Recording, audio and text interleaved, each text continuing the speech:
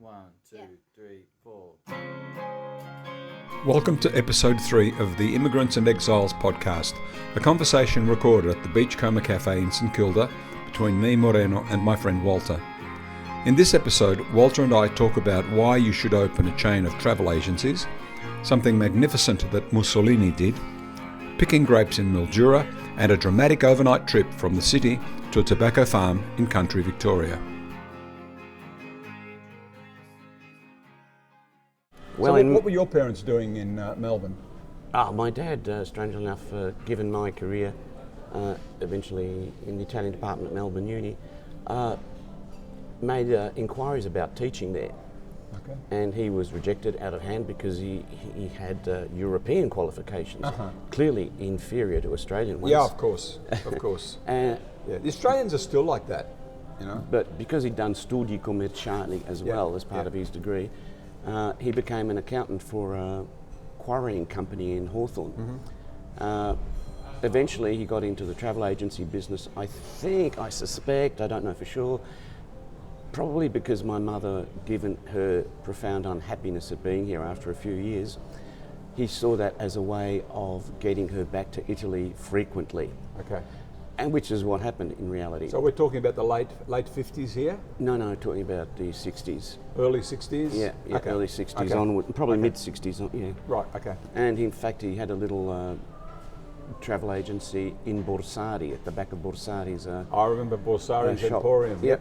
In And Carlton on the in corner. his heyday, he eventually had 4 travel agencies around Melbourne. So we travelled a lot with heavily discounted or even free tickets. Yes.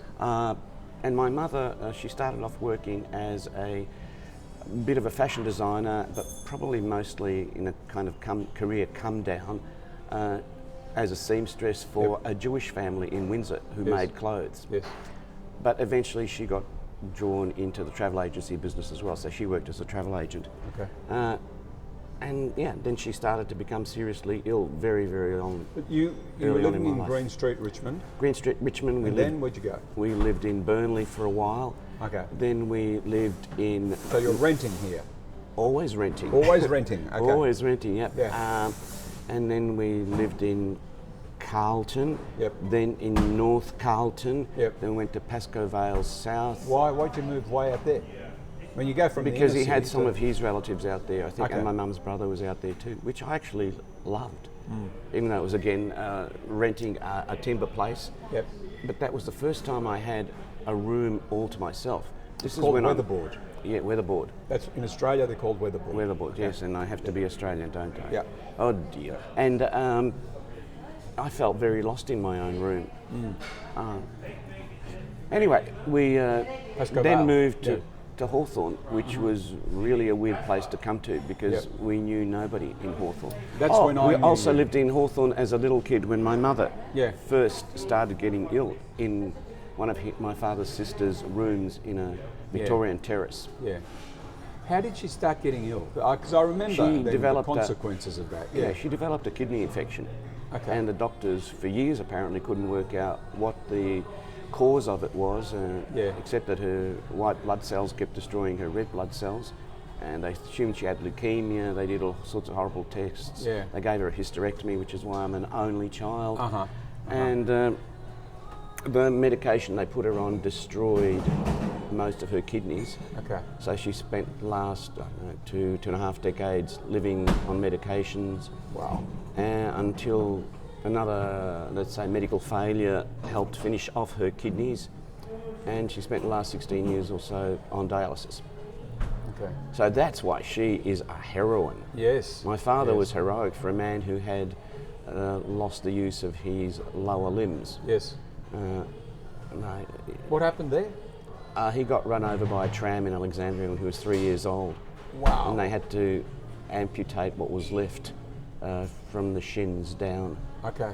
He was lucky to survive. Both legs? Both legs, yep. Both legs. Now, he was a brilliant student at school, often yeah. carried around on the backs of his brothers. Yep. But fortunately, Mussolini personally intervened to make sure, through a representative of the fascist party in the Alexandrian region, that this child of Italians, Yep. would be getting his first prosthetics in his later teens. Okay. So my father was without being a fascist, but he loved, he adored, he worshipped Mussolini Yes. for this personal intervention. Yeah. I remember your dad. He was always an interesting man to have a conversation with. Oh, very. You could tell he was craving intellectual Yeah. contact and stimulation. You know, your father. Well, he was Alessandro. Alessandro, that's right. Alessandro from Alessandria. Yes. But he was a guy who had a significant directorial position in the Bank of Rome, a career which he gave up. Yes. So, you know, and that explains also why we weren't really living in migrant circles outside of the immediate family, because both my parents had more the mentality of socialites. So we frequented the directors of, I was telling my son this morning, of maritime companies like Lloyd Triestino, Flotta Lauro, Cogedar Line. Okay. And, my mum and I arrived on the Sydney. The Sydney, which was Flotta Lauro. Flotta Lauro. Sydney Okay. and La Roma. My dad he arrived on the Fair Sea. Cogedar Line. The what? The Cogedar Line. Oh, is that what it was? Which then became P&O, who bought Cogedar's ships. Okay. Now they do still operate cruise ships. The Marconi and the Galileo, were they Lloyd Triestino. Hey. Ask me another one for $50,000. Yes, I love the ships. I've got a book at home. The ships are of all these amazing. migrant ships. They're magnificent. travel on I a think ship. the Marconi or the Galileo was what do they call it when they send a ship to a graveyard and it's dismantled? They have a big one. Death of an elephant. It's like that. In India, I think either the Galileo or the Marconi caught fire. They turned them into cruise ships when they You stopped sure it using wasn't the space. Achille Lauro, maybe? Okay, so your parents, you were moving around. You ended up in Pascoe Vale and then in Hawthorne, which is where you were living when I first met you. Meanwhile, my parents in the late 50s are living in North Fitzroy. Two different places. We had to move out of where my dad was living because there wasn't enough room once my mum and I arrived.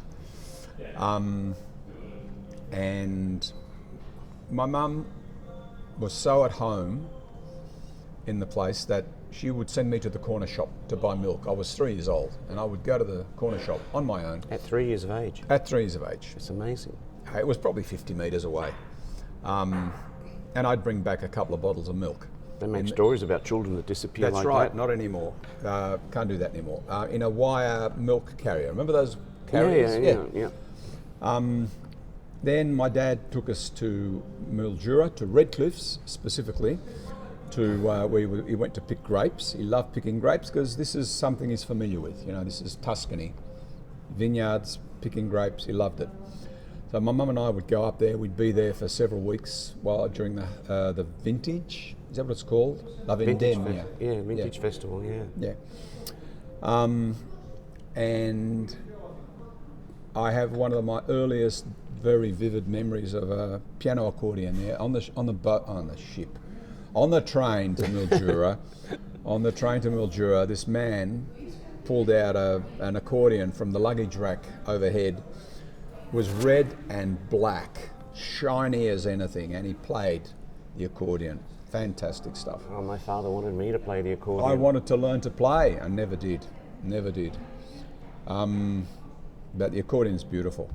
Then my dad hears that there's this place in northeast Victoria called Mitrefort. You heard of Mitrefort? I've heard of Mittelford from you guys. Yes, Mitrefort, where there was tobacco to be grown. Lots of Italians were up there growing tobacco as share farmers. He decided he'd have a go. He knew about growing things. He's a Tuscan peasant after all. He can grow anything. And there was a small tobacco plantation in Sanginese where we were from. In those days, it was a government monopoly. Tobacco was grown under some kind of government arrangement. There were taxes on it, and so we ended up in Myrtleford.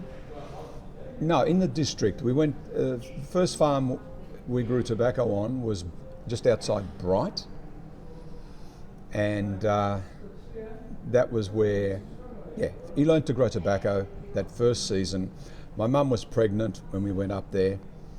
We had this very dramatic overnight trip in a truck. My dad and his friend Vittorio were in the back with all the furniture.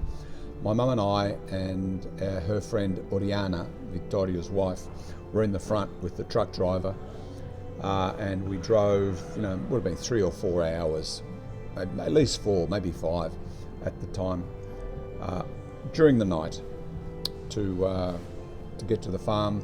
The truck driver, this was moonlighting. It was an extra job. He had to get back to Melbourne to go to work in the morning, so he was in a hurry. Almost left the 2 men behind at Seymour. They had to come running out and jump in the back of the truck because he'd already rolled out.